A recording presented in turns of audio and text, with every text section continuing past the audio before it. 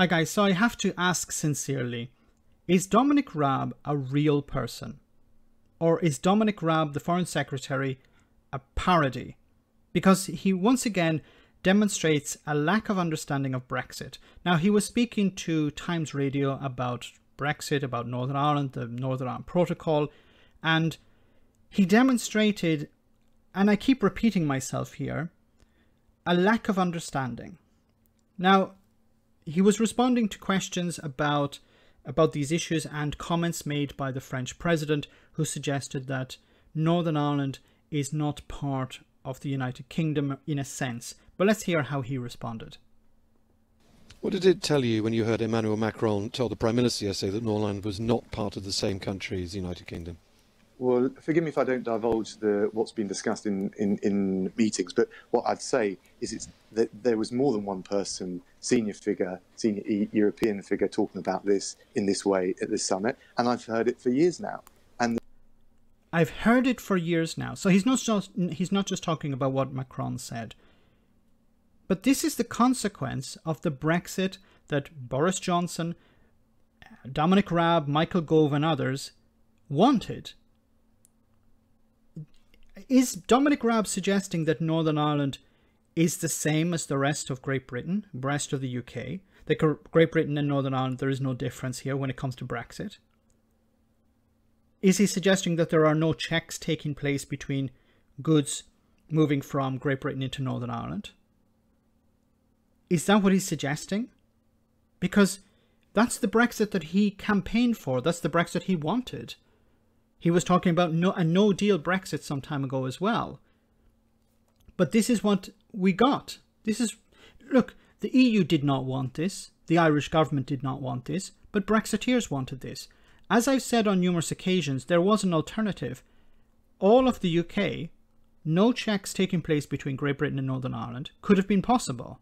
All of the UK as part of the single market and the customs union. Then there would be no checks on sausages or anything going from Bangor in Wales to Bangor in Northern Ireland. But this is what Brexiteers wanted. The EU didn't want this. Ireland did not want this. But the Brexiteers wanted, and the Brexiteers won, and now they're still complaining about it. Northern Ireland is different. That's what you negotiated. Own it. Why are you still complaining that people are suggesting that Northern Ireland is different when that is the case? And the checks going from Great Britain to Northern Ireland demonstrate that. Great Britain is a third country. Northern Ireland is part of the single market. What does Dominic Raab not understand here? And the truth is Northern Ireland cannot be talked about as a separate country to the UK. It's offensive. And I'm sorry. It's offensive. I'm sorry that your feelings have been hurt here, but these are the facts. Facts over feelings, I'm sorry. That kind of approach, it speaks volumes. That is one of the reasons we have the problems we do with the Northern Ireland Protocol. Perhaps one of the problems you have with the Northern Ireland Protocol is that you don't understand there's a difference between a third country and a member of the single market. You don't just get to blame the EU because you don't understand reality, or you don't understand the Brexit that you negotiated and won. Because there isn't a proper appreciation, and there's been a lopsided approach, and that does real damage to businesses and communities and creates real anxiety to all communities in Northern Ireland. So I think the PM was firm. We want to be flexible, pragmatic. We want to find a way through this. But we will not have the integrity of the UK threatened, particularly on the basis, shall I say, of flawed assumptions. Flawed assumptions. This is comic. Really, this is comedy gold. Dominic Raab is suggesting that the integrity of the UK has been undermined. By whom? By the EU. No, it's actually been undermined by you, by Brexiteers. As I've said before, Northern Ireland didn't have to be outside the UK when it comes to goods. That was not a requirement of Brexit. It was not a requirement of the EU. It was not a requirement of Ireland. It was a requirement of Brexiteers. And we've even heard Brexiteers like Julia Hartley-Brewer say throwing Northern Ireland under a bus was the price worth paying for Brexit. So you can't turn around now and blame the EU for the Brexit that you got. You could have walked away. You could have said, look, this is unacceptable. We would prefer to protect the Union, to protect Northern Ireland's place in the Union, by having all of the UK as part of the single market and the customs union. But that was unacceptable to Brexiteers. As I said, on numerous occasions, when it came to Brexit or the Union, they chose Brexit. And now you can't come back and complain about it because you're part of that group. I can think of other words to describe it. And we will do everything we can to protect the integrity of our country. Can I just give you one example of this, Tom? Well, let me just ask you quickly. Let me just put a question to you on this, because I know we haven't got much time left. The grace period for chilled meat runs out on June the 30th. That is a real big moment. And obviously, we would like sausages, chicken nuggets and the like continue to be exported into Northern Ireland so they can chew on our bangers continually. Can you give supermarkets and the people of Northern Ireland that promise, if you like, that they can continue to get their sausages from Britain after June the 30th, no matter what, be it by a unilateral decision or a deal? He can't. He can't actually say that, because when the grace period runs out, the UK will be like any other third country, and its chilled meats will be banned from the importation of chilled meats into the EU from third countries will be banned. It's always been banned, or it's been banned for a number of years. The UK, or I should say Great Britain, will be like any other third country. Now, does that mean that chilled meats will not be exported from Great Britain into Northern Ireland? Maybe no. Maybe it will actually continue, because it depends on if the EU agrees to extend the grace periods. Now, I think it would be a bad idea, but that's up to the EU to decide. The grace periods are there for a purpose, to allow businesses to adapt. If businesses haven't adapted, that's the UK government's responsibility. The EU has been very clear. We have allowed these grace periods to exist. There's a risk to the single market. We have determined that the risk is minor, but it's minor for a short period of time. It's not minor if it's extended indefinitely. So what Dominic Raab is suggesting, and other Brexiteers are suggesting, that the EU suspend the checks to extend the grace periods indefinitely. Well, we've said we're going to protect the flow of trade between Does that mean they'll get their bangers Britain and Northern post June Ireland. 30th? I'm not going to preempt the individual grace decisions, but what I would say is, look, 1 in 5. You look at the perimeter of the EU from the Central and Eastern Europe round to the Mediterranean south, and you think of the border that they are seeking to police, and we understand why. Fully 1 in 5 controls and checks is now conducted in Northern Ireland. Triple what you see in Rotterdam, double what you see in France. Does that sound like a proportionate approach? Does it sound like sausages going? Is he really saying this? Does Dominic Raab not understand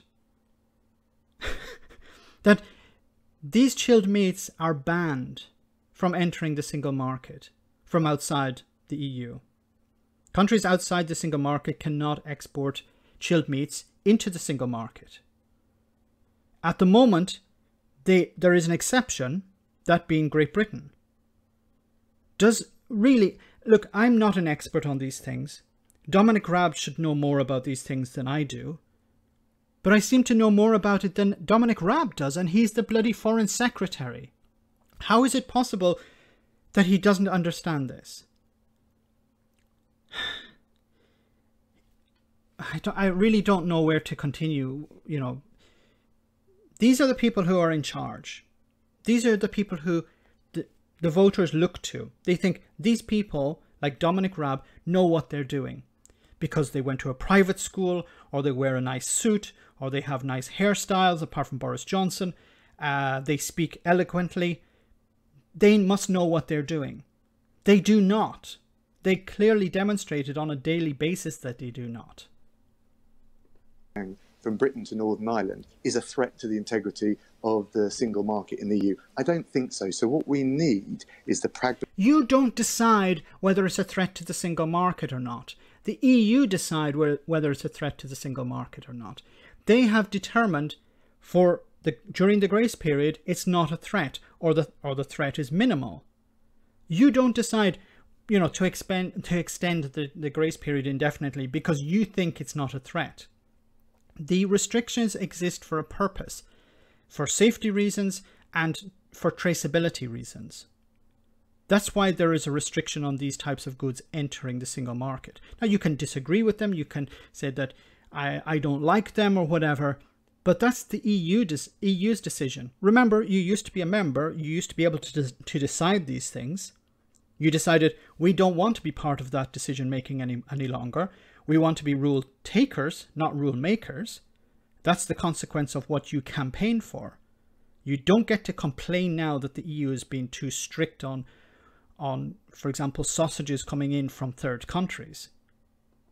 And the goodwill, and frankly, to a full reflection of every bit of the Northern Ireland Protocol, including Article 6, which protects free flow of trade both ways between GB and Northern Ireland. If we get that, we'll find a smart, sensible way through, which is win-win.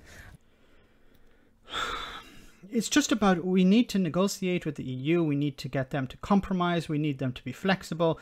We need them basically to suspend their rules because we're not able to implement them. We thought that Brexit would be sunlit uplands. We thought everything would go smoothly. It hasn't, because we didn't put in the infrastructure necessary at the beginning. We didn't hire enough staff. We didn't have enough equipment or whatever the problem is. Unfortunately, we're not actually hearing a lot from what the problem is on the UK side. They blame the EU. Like, if you have to implement something and you don't know what, you know, you're asking someone to implement something and they never actually tell you what the problem is. It's like if I ask a builder to do some renovation on my home, and every time I ask them, okay, why aren't you finishing the work on time? Like, when are you going to finish? And the response is, you are being too strict. And I say, yeah, but what do you need? What do you want us to do? And they ask you, we need you to be more flexible. We want you. Yes, but what are the problems that are stopping you from completing the work? Tell us, what are the problems? And the builder continually replies by saying, you need to be more pragmatic, you need to be more flexible, we need this type of approach. This is my problem with the UK government here. They say that there's a problem in implementing the protocol. They don't actually say what it is. And when they're challenged on it, they say the EU needs to be more flexible. Let me know in the comment section, guys, what you think. As always, your comments are greatly appreciated. Thanks a lot. I want to say a big thank you to all of my patrons. You ensure that this channel continues to exist. I'm eternally grateful for all of your support. If you join Patreon, you will receive instant access to our Discord server, where we have both audio and video chats. You can chat with me and other patrons, where we discuss important and non-important issues. Becoming a patron per month costs about the same as a large coffee, so why not check it out?